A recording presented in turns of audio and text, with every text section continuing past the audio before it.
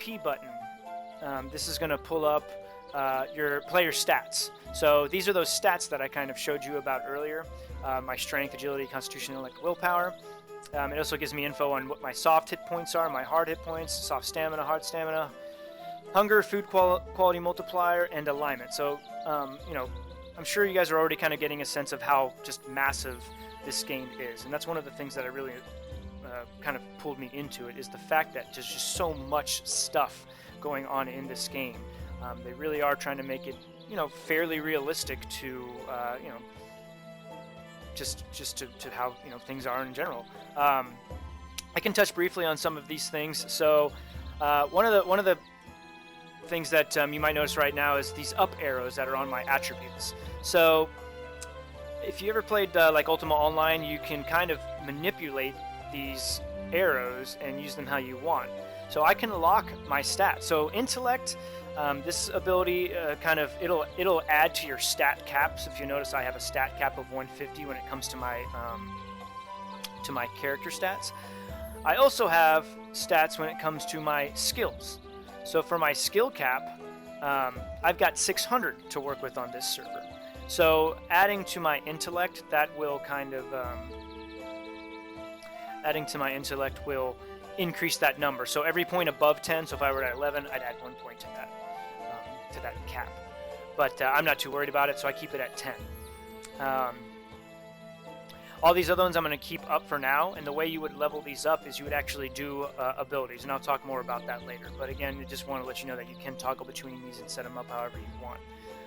Let's talk about soft hit points. So soft hit points is what I would call like your consciousness. So depending on what you're getting hit by, whether it's a slashing damage weapon, a piercing, a blunt weapon, that's going to kind of lower your consciousness. Blunt weaponry is the most effectiveness at reducing this soft hit points. So basically, if that were, you know, essentially if that went down to 0 from you getting hit by like a blunt hammer, like a two-handed mace or something like that, you would become knocked out and become unconscious. And when you are unconscious, you become fully lootable.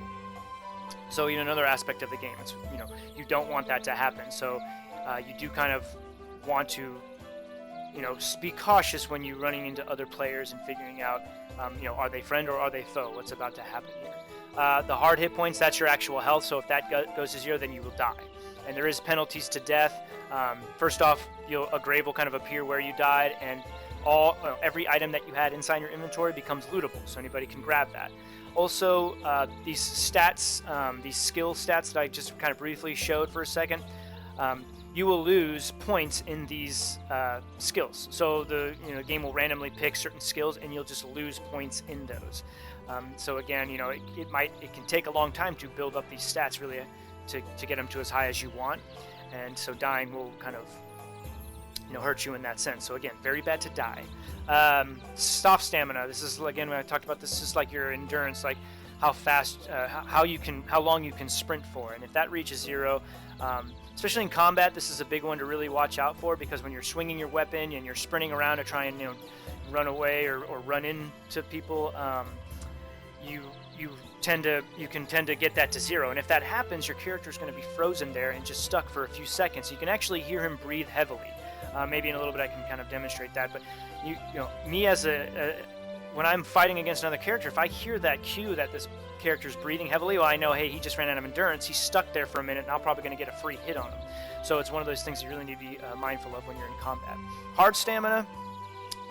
This goes down over time as you are doing things. So if I'm out chopping trees and carving, you know, the logs out and building things and digging dirt or whatever kind of you know, skills I'm working on around my area, this will deplenish over time. And so it'll take me longer to do these things as this number gets lower to 0. And the way that you replenish this is simply actually by sitting down, and I'm kind of hovering over this button down at the bottom. That literally is a sit down button. It's rest button. So you just kind of sit there, let it build back up, and then you can kind of stand back up, click it again, you'll stand back up, and you can get back to work again. So, you know, you keep your eye on that every so often as well. Here's the hunger key, so we're at 96 out of 100. So, you know, just keep an eye on that. Food quality multiplier. Again, this is another kind of interesting aspect of the game. So you'll notice in my inventory I mentioned that I'm mousing over it now, I had been given some fried salmon. So this is a higher quality level of food that was created by a chef. Now this is a new server, so we don't have any chefs right now or anybody that has leveled up that skill. But eventually what could happen is you can have a cook, and this cook is able to combine a lot of different ingredients to make high-level recipes. These high-level recipes, these high-level food that you eat, when you eat them, depending on the quality of it, so if you notice this is a quality 50, the higher the quality, the better the food quality multiplier will be. So this food quality multiplier is going to make it so that you can learn a skill faster, you can learn anything that you're trying to skill up, you can learn it faster. I've seen it get up to, I think, 5, and that was by eating a 5-ingredient meal that was at a high quality. So high-quality ingredients will yield high-quality food. And so that means now I'm leveling this thing up 5 times faster than I normally would. Another key important thing here is my alignment. My alignment is at 0 out of 1,000. It can also go into negative 1,000. And basically what establishes this is kind of like, are you good or are you bad in the game? So basically, if you're doing things like you're stealing things from people, you are knocking people out, you are, you're just not doing good things, that's going to give you a negative alignment. Positive alignment is kind of earned by piety, by doing by leveling up your piety, by just basically by praying and by going through that skill level, and I can hit on that in a little bit, in just a little bit. But so alignment plays an important role in the aspect of your death. One of the big things about alignment, if you have a very high negative alignment, so your negative alignment is at like negative 40 because you've been stealing things or you've knocked someone out. Well, then if you were to die, the number of points that you're going to lose and the skills that get taken will be higher. A neat kind of idea in this game too is the sense that you cannot get below negative 49 on your alignment as long as you don't kill anybody. So if you want to be somewhat of a noble bandit and you just want to kind of run around with your blunt weapons and you want to knock people out and then take their items and run away, you'll never get below negative 49 alignment. And you can actually bring that negative 49 alignment back to 0 using this piety button. You basically pray to God for your sins, and then He will forgive you. And I can kind of show you a little bit of that. So the piety skill, let's see, where's it at here? So this is kind of changed a little bit, so I'm looking for it. There it is, right there. So you can kind of get a sense of this piety skill, and I can bring it down. I can bring, like, here's the prayer, but I actually don't have prayer until I hit level 30. So right now the only thing I can do is I can try and pray home, but I don't have a home yet, so I can't even do that. But basically, this is how I would level it up. I would use this ability to level up the ability. This is the style of a game where, if you want to be a blacksmith, you have to do blacksmithing things. If you want to be the carpenter, you have to do carpenter things. If you want to be the farmer things, so on and so forth. And so, just getting back to the alignment, if you get that praying ability because your piety is at 30, you can start praying your negative 49 alignment back to 0.